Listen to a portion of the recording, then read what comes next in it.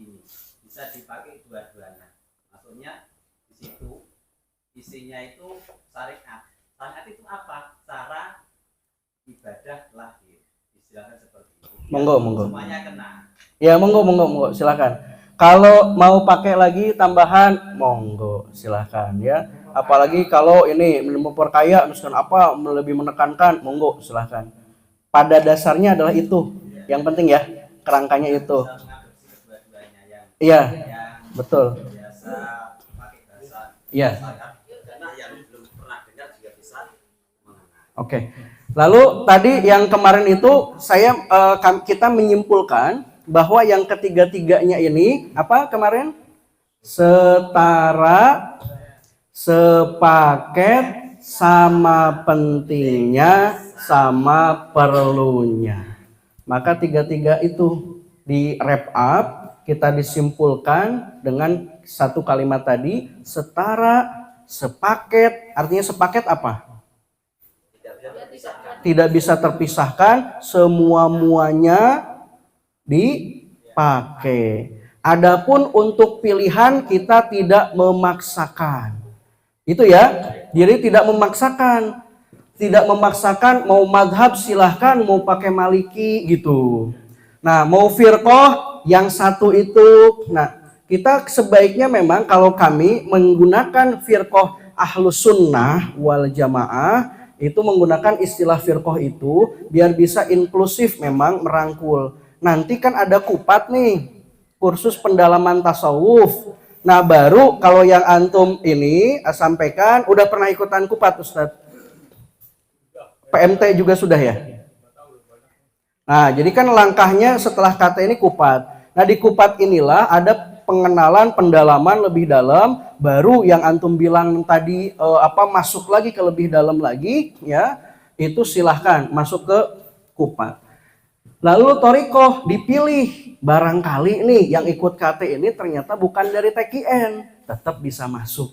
Karena Bapak Ibu semua, materi kursus tasawuf ini saya hampir belum, bukan tidak pernah ya, mungkin belum menemukan ada torikoh yang bisa ditrainingkan. Belum menemukan. Saya masuk ke Tijaniyah, ke Naqsyabandiyah, belum ada yang kursus tasawuf seperti ini. Rata-rata itu apa? Eksklusif, ya tertutup, nggak dibuka kayak kita. Nah ketika kita buka, maka kita harus siap dengan berbagai jenis pertanyaan, berbagai jenis orang. Maka diksi ini penting. Ya, apa arti diksi? Apa beda dengan kata? Tahu nggak Bapak Ibu diksi dengan kata bedanya apa? Kalau kata nih gini, kata ini ya. Berdiri, terus apa lagi selain berdiri? Nangtung, apa ya? Ngajeg gitu ya. Ada 3 nih kata. Dipilih yang cocok mana nih? Berdiri, maka itu namanya adalah diksi. Jadi diksi adalah pilihan kata yang tepat agar bisa difahami. Kira-kira begitu. Maka ini kami perhatikan sekali diksinya agar mudah difahami, agar mudah diserap dan mudah diingat. Maka nggak lebih dari 3, rule of 3. Dari tadi 3 kan? Islam, iman, ihsan. Ibadah lahir, pokok keyakinan, ibadah batin. Cara, lalu arah, rasa. Nah diambil diksi yang tepat. Jadi rimanya kita pikirin. Rima ya. Cara, arah, rasa. Ya, cara, arah, rasa, semua.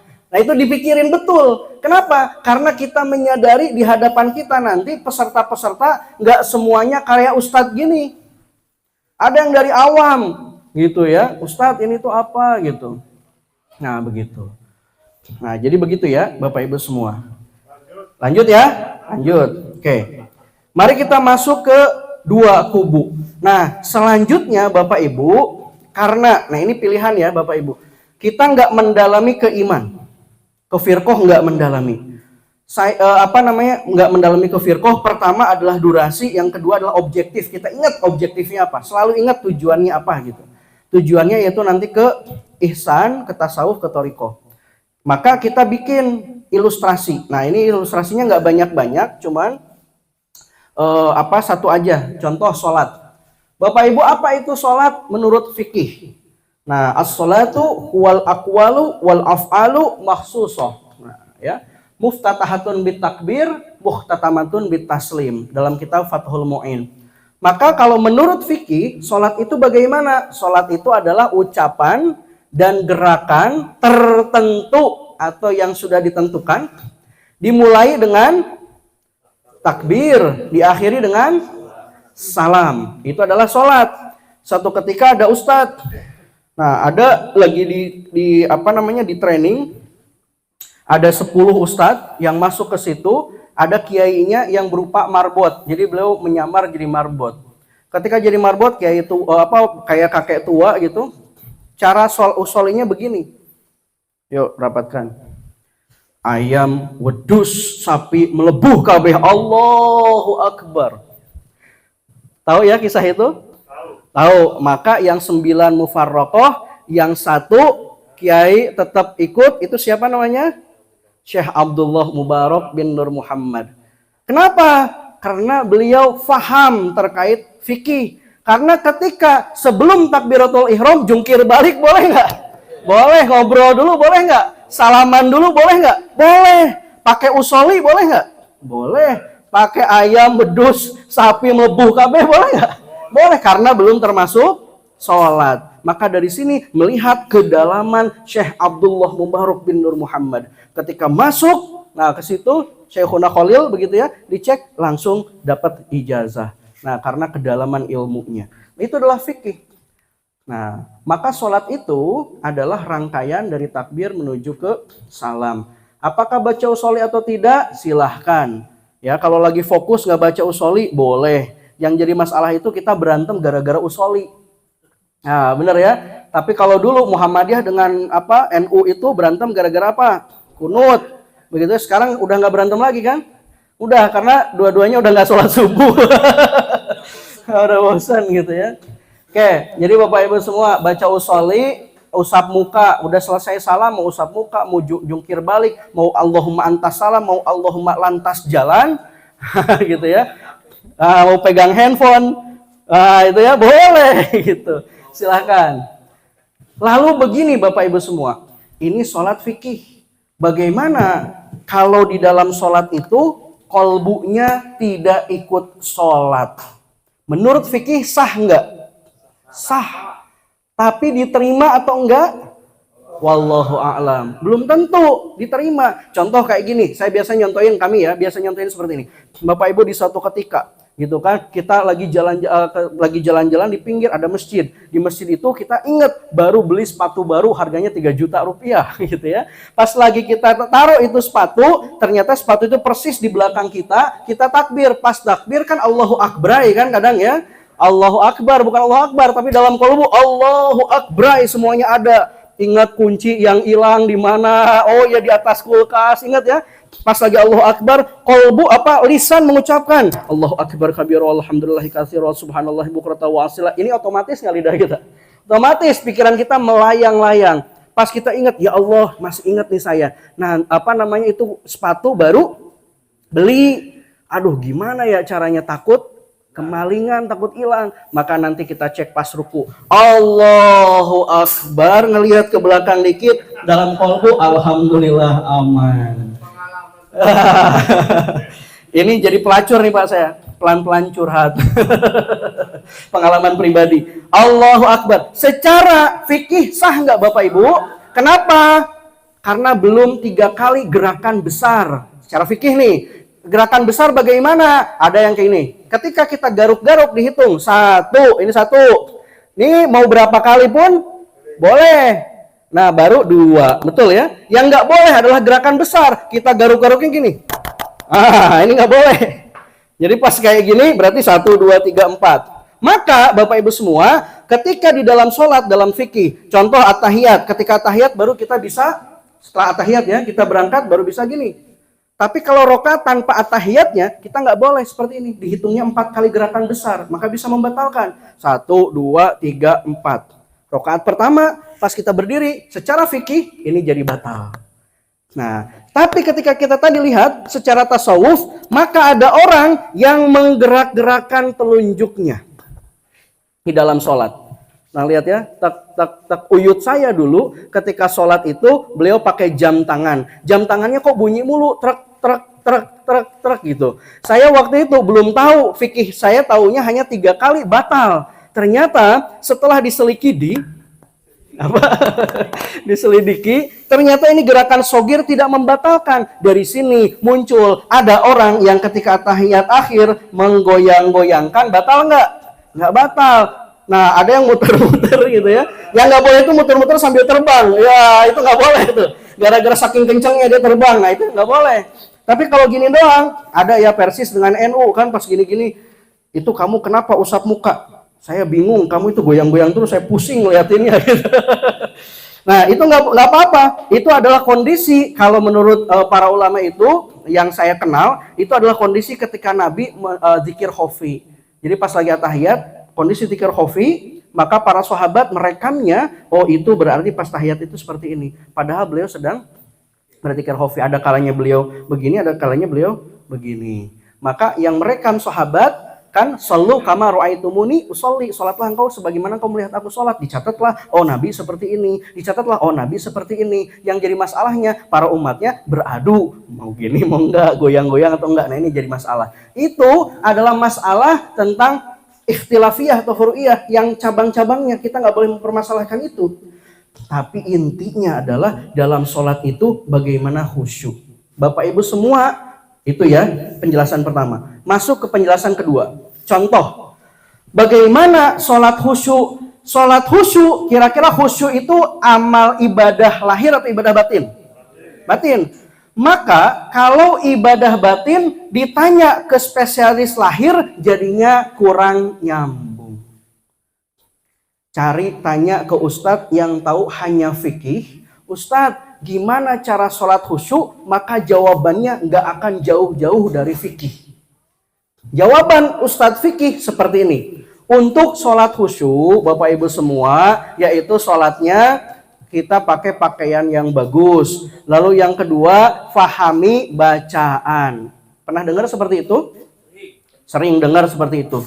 Bagaimana tanggapan ulama tasawuf? Maka itu adalah faktor pendukung.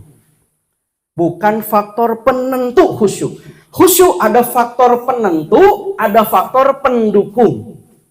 Kenapa faktor pendukung tidak bisa jadi faktor penentu? Karena faktor pendukung tadi, contoh, baju udah bagus nih, udah disetrika, udah bagus, udah wangi. Allahu Akbar. Apakah sudah pasti khusyuk nggak Bapak Ibu? Dengan baju? Belum. Ketika baju yang bagus belum tentu khusyuk, maka bukan faktor penentu. Betul? Nah, maka itu masuknya ke faktor apa? Pendukung. Bagus, ngedukung khusyuk, tapi bukan menentukan khusyuk. Nah, Ustadz fikih kan lahiriah. Betul nggak? Jangan kita salahkan, karena pemahamannya baru sampai lahiriah. Begitu ya. Nah, Ustadz fikih yang dilengkapi dengan thoriqoh dan tasawuf, jawabannya akan berbeda. Itu faktor pendukung. Kalau Ustadz thoriqoh doang, itu bukan faktor pendukung. Gitu ya. Itu hanya faktor penentunya adalah ini. Oke. Ustadz yang fikih berikut thoriqoh akan jawabannya faktor pendukung bacaan. Kita baca hafal. Misalkan idza jaa nasrullah. Kita tahu maknanya. Kita tahu artinya. Pertanyaan saya, apakah itu menjamin kehusyuan? Enggak. Kalau itu menjamin kehusyuan, harusnya orang Arab semua sholatnya khusyuk. Khusyuk, betul enggak? Karena orang Arab tahu. Bayangkan itu jadi faktor penentu. Hafal, paham bacaan, bayangkan itu jadi faktor penentu. Allahu Akbar. Ghairil maghdubi alaihim waladdallin. Amin. Bismillahirrahmanirrahim. Idza jaa nasrullahi wal fath. Kita langsung, otak kita langsung menerjemahkan kalbu kita. Idza jaa ketika jaa itu datang apa pergi ya? Kayaknya kayak kata Ustadz kemarin tuh datang ya. Kita jadi berkutat di situ nggak Bapak Ibu? Kan kita harus paham makna. Benar nggak? Kalau paham makna menjadi faktor khusyuk, kita idza jaa, kok udah sampai sini lagi kita masih di idza jaa mikirin.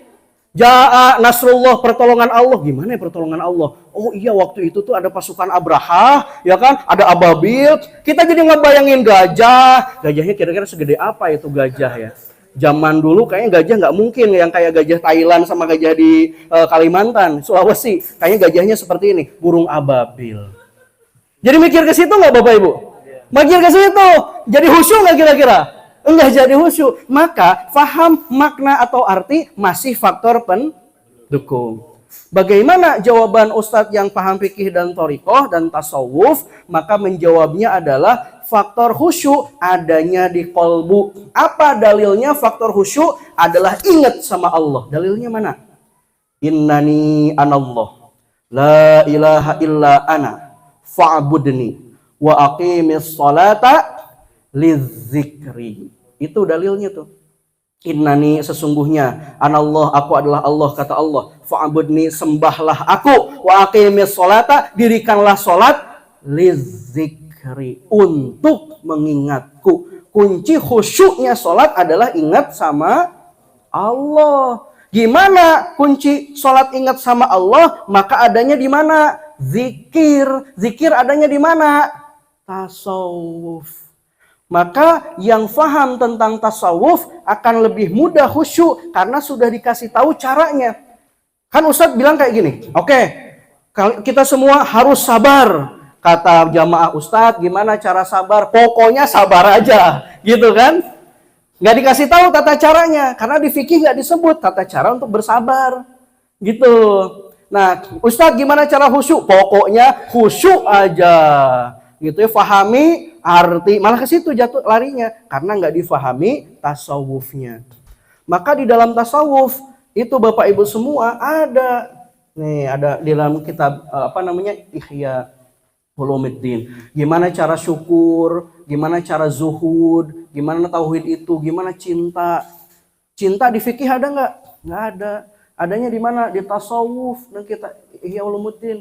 Gimana terpelesetnya lisan, gimana cara sabar, gimana ikhlas, gimana muraqabah, gitu ya Bapak Ibu semua. Maka dari itu masuk ke bagian ini. Ini bagian yang ketiga ya Bapak Ibu ya. Ini yang ketiga. Perhatikan, yang pertama tadi adalah tentang rukun Islam, yang kedua tentang bagan ya rukun agama, yang kedua adalah tentang bagan rukun agama, yang ketiga adalah perintah dan larangan. Bapak Ibu semua, ini Islam. Islam ini ada perintah, ada larangan. Agama Islam ya, ada perintah, ada larangan. Ilmunya apa? Yang pertama, ilmu fikih. Perintah dalam fikih adalah sholat, puasa, zakat. Larangan dalam fikih adalah larangan berzina, mencuri, berjudi, dan lain sebagainya. Maka di Usuluddin apa perintahnya? Iman kepada Allah, Nabi, malaikat, dan lain sebagainya. Larangannya apa? Nggak boleh kafir, murtad. Bahkan satu ulama yang mengatakan bid'ah sebetulnya masuknya di wilayah ini. Jadi kalau disebut tentang fikih kamu bid'ah berarti salah kamar. Nah gitu. Maka kafir, murtad, bid'ah. Nah ini masuknya ada satu ulama Kiai Abu Arif, beliau mengkategorisasikan bid'ah itu ke sini. Tapi oke lah kita nggak tuliskan ya Bapak Ibu, nanti takutnya ada ikhtilaf ya, nanti ada berantem lagi kita kan. Ya udah makanya saya nggak ditulis nih gitu. Oke. Yang berikutnya, tasawuf apa isinya? Tasawuf itu ilmu membahas tentang perintahnya khusyuk, ikhlas, syukur, sabar, zuhud, muqarabah, cinta, gitu ya, mahabbah, ma'rifat. Itu dibahasnya di mana? Di tasawuf. Maka larangannya apa? Larangannya nggak boleh takabur, nggak boleh riya, nggak boleh dengki. Caranya gimana? Dikasih tahu cara agar tidak takabur, cara agar tidak riya, cara agar tidak dengki. Betul ya Bapak Ibu ya? Bayangkan Bapak Ibu semua. Ini kalau ke jamaah ya, bukan ke Bapak Ibu sekarang, ke jamaah. Bayangkan kalau kita hilangkan ini. Lihat ya Bapak Ibu, kita hilangkan ini. Maka sholat ya sholat, tapi nggak khusyuk. Sholat ya sholat, tapi nggak ikhlas. Ibadah sih ibadah, tapi nggak bersyukur. Kenapa? Nggak dipelajari ilmu tentang ikhlas, nggak dipelajari ilmu tentang khusyuk, nggak dipelajari ilmu tentang syukur, nggak dipelajari ilmu tentang sabar. Maka kira-kira Bapak Ibu kesimpulannya, tasawuf ini penting apa? Penting. Penting. Nah, didapetin itu kesepakatan bersama, penting apa? Penting. Maka dijawabnya penting, maka sepakatlah kita wajib belajar tasawuf penting gitu ya. Luar biasa. Ini bagan. Ini sederhana sedikit, tapi dapat kesepakatan. Oh iya, Bayangkan kalau nggak ada tasawuf, makanya kita sholat, iya sholat, banyak rokaatnya, tapi kok nggak khusyuk-khusyuk ya. Nah, kok kayaknya riaknya masih ada gitu ya. Sedekah ya sedekah, kok ujubnya masih ada. Ada yang bilang ini pas sedekah, tuh lihat orang mah sebut nama gitu kan. Oh 100.000 Bapak Haji Samin, 200.000 Bapak Haji Sueb gitu ya. Lihat, saya nih nggak bilang-bilang, saya mah hamba Allah. Itu ujub tuh. Nah ya sama aja gitu kan. Nah ini di mana bahasnya di tasawuf, gimana biar terhindar dari ujub gitu ya, dan lain sebagainya. Maka dari itu Bapak Ibu semua kita kira-kira hilangin nggak nih tasawuf nih? Hilangin apa jangan? Jangan. Kira-kira kita wajib pelajari nggak? Sama pentingnya nggak dengan fikih? Sama pewentingnya dengan usuluddin? Sama pewentingnya. Oke ya Bapak Ibu semua. Oke, ini isinya apalagi? Ini ya isinya. Apalagi dalilnya? Dalil tentang tasawuf, dalil tentang amal batin, dalil tentang ibadah batin. Ini dalilnya. Yaumala yang faumalu wala banun illa man atallaha biqalbin salim. Harta dan anak laki-laki tidak berguna kecuali orang-orang menghadap Allah dengan qalbin salim, kolbu yang bersih. Maka kita pelajari kolbu itu sangat penting karena yang lainnya menjadi tidak berguna menurut asy-syu'ara. Ini menurut Allah. Nah, bagaimana menurut Rasulullah? Menurut Rasulullah, innallaha la yanzuru ila ajsadikum wala ila suwarikum walakin yanzuru ila qulubikum. Allah tidak melihat jasad dan rupa, malah Allah melihat kolbu. Bayangkan Bapak Ibu semua kalau kolbu ini nggak dipelajari. Ilmu yang mempelajari kolbunya nggak dibahas. Nah ya, maka semuanya kalau saya langsung menambahkan, ini versi saya, biasanya kayak gini. Maka wajar ketika orang yang belajar fikih, Islam itu hanya benar dan salah, bukan baik dan buruk. Kalau benar dan salah, orang lagi lagi ceramah di depan, Ustadz langsung salah gitu.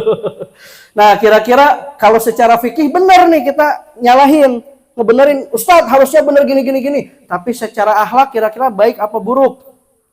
Buruk, kurang adab. Harusnya nanti setelah selesai baru Ustadz afwan ya, Ustadz begini.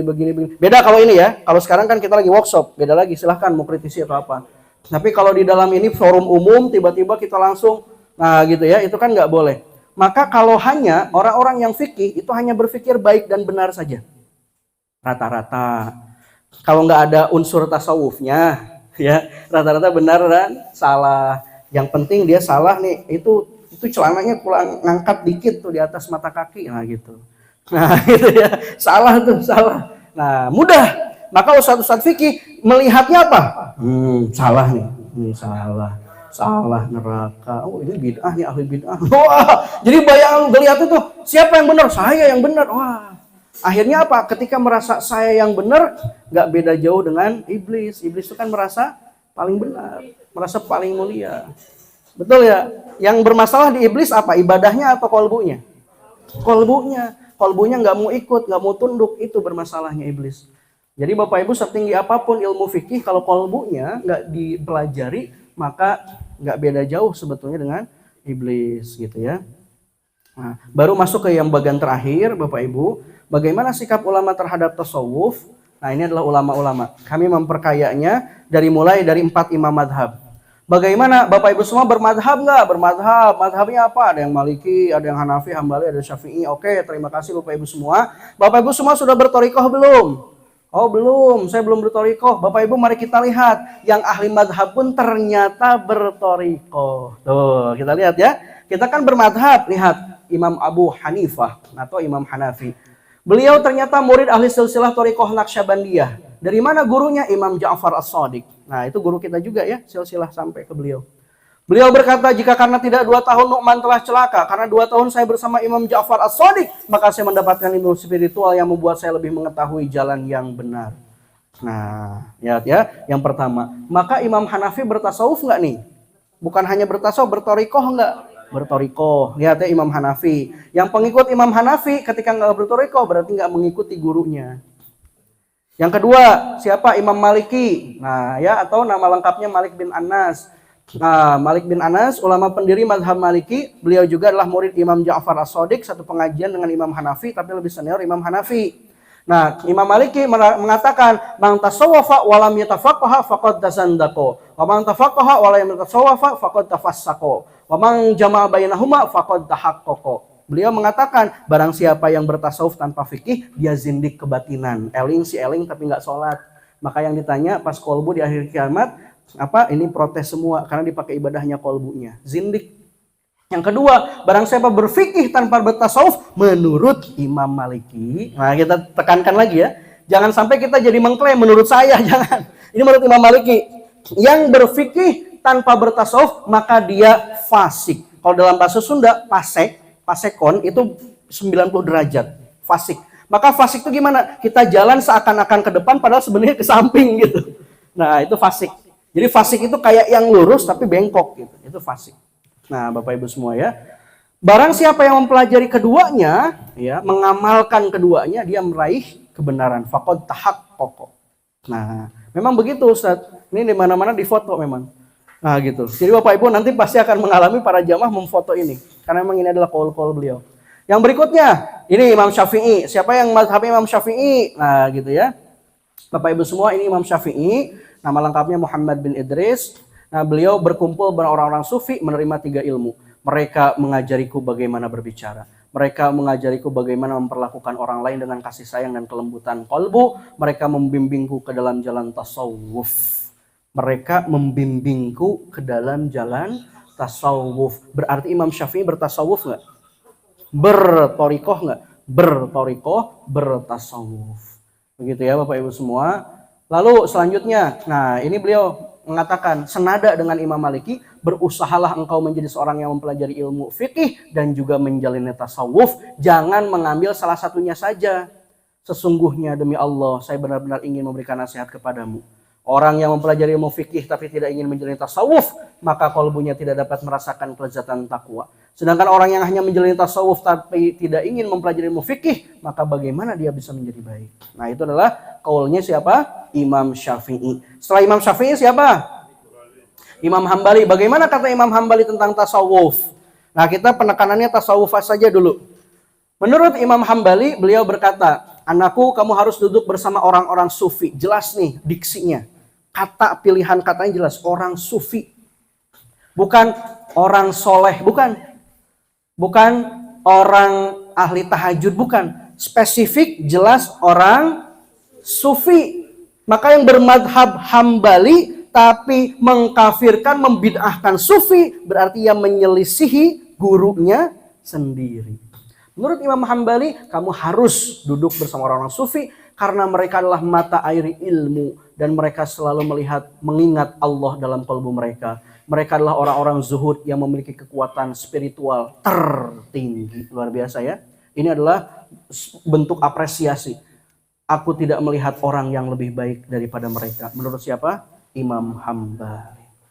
Aku tidak tahu apakah ada kaum yang lebih mulia dibanding para sufi. Menurut beliau. Tuh, ya. Jadi keempat imam madhab pun bertasawuf dan bertorikoh. Ini kesimpulannya. Nah, ini adalah untuk mengcounter orang yang hanya di fikih saja pengen belajarnya, ternyata imam-imam madhab pun bertasawuf. Bagaimana ulama kaum salaf itu ternyata sangat menghormati dan mengikuti ajaran. Nah, ini ulama khalaf yang selanjutnya, Syekh Fakhruddin Ar-Razi, beliau mengatakan jalan para sufi adalah mencari ilmu untuk memutuskan kalbu mereka dari kehidupan dunia dan menjaga diri agar selalu sibuk dengan mengingat Allah pada seluruh tindakan dan perilaku. Berarti ini apa nih? Lagi bahas zikir khofi. Betul ya, selalu ingat sama Allah. Nanti kita masuk ke zikir ya. Bapak Ibu, mari kita lanjutkan Ibnu Khaldun bagaimana jalan sufi adalah jalan salaf, yakni jalan para ulama terdahulu di antara para sahabat Rasulullah, tabi'in dan tabi'in. Menurut Imam Jalaluddin As-Suyuti, beliau pengarang kitab Tafsir Jalalain ya. Menurut beliau, tasawuf ini adalah ilmu yang paling baik dan terpuji. Ilmu ini menjelaskan bagaimana mengikuti sunnah Nabi dan meninggalkan bid'ah. Nah, ini poinnya. Bahkan menurut Imam Jalaluddin As-Suyuti adalah dengan bertasawuf justru meninggalkan dari bid'ah. Maka menurut tafsir Jalalain ini justru tasawuf ini meninggalkan bid'ah. Yang mengatakan bid'ah ini, tasawuf ini adalah bid'ah, berarti pakai tafsir jalan lain. Gitu ya. Kan jalan lain lagi, jalan lain. Oke. Selanjutnya Bapak Ibu Ibnu Taimiyah. Nah, ini penting juga Bapak Ibu untuk dijelaskan. Ini karena beliau biasanya rujukannya Ibnu Taimiyah ya. Yang anti tasawuf biasanya rujukannya Ibnu Taimiyah. Menurut Ibnu Taimiyah, menurut Ibnu Taimiyah. Nah, ini hujah mereka, kita kasih tahu. Bapak Ibu, ternyata awalnya beliau penentang tasawuf, akhirnya mengakui tasawuf dan mengakui adalah jalan kebenaran, justru menjadi pengikut Thariqah Qadiriyah. Nah ya, beliau berkata, kalian harus mengetahui bahwa para syekh yang terbimbing harus diambil dan diikuti sebagai petunjuk dan teladan dalam agama karena mereka mengikuti jejak para nabi dan rasul. Thariqah para syekh adalah untuk menyeru manusia kepada hadirat Allah dan ketaatan kepada nabi. Dari mana kitabnya? Majmu' Fatawa Ibnu Taimiyah. Nah, dari beliau. Nah, beliau sendiri yang mengatakan justru harus diambil syekh itu. Apalagi bukti beliau berthariqah. Ini buktinya ya, Bapak Ibu semua. Nah, dalam berhaji kita memerlukan petunjuk atau dalal untuk mencapai Ka'bah. Para syekh ini adalah petunjuk kita dalam menuju Allah dan nabi kita. Nah, para syekh sufi yang beliau disebutkan dalam kitabnya Syekh Ibrahim bin Adham. Lalu Syekhuna Mahrufil Karhi. Tuh, ini guru beliau nih, Syekh Hasan Basri, Sayyidah Rabi'atul Adawiyah. Dan beliau mengatakan guru kami, atau dalam bahasa Arabnya Syekhuna Abil Qasim Junidul Baghdadi. Guru kami Syekh Abdul Qadir Al-Jailani. Oh, ternyata beliau adalah muridnya Syekh Abdul Qadir Jailani juga. Ibnu Taimiyah yang sering dipakai hujahnya untuk menyerang-nyerang tasawuf, ternyata beliau juga malah berthariqah. Ini fakta yang mengejutkan. Nah, Bapak Ibu semua, dan ini banyak sekali ya bukti-bukti ketarikatan menyebut Syekh Abdul Qadir dengan Syekhuna. Gak mungkin kalau membid'ahkan nyebut Syekhuna, itu gak mungkin. Mustahil. Hil yang mustahil kalau kata Sri Mulat. Gak mungkin. Nah ya, mengakui silsilah ketarikatannya. Bagaimana ulama kontemporer? Tadi ulama salaf, ulama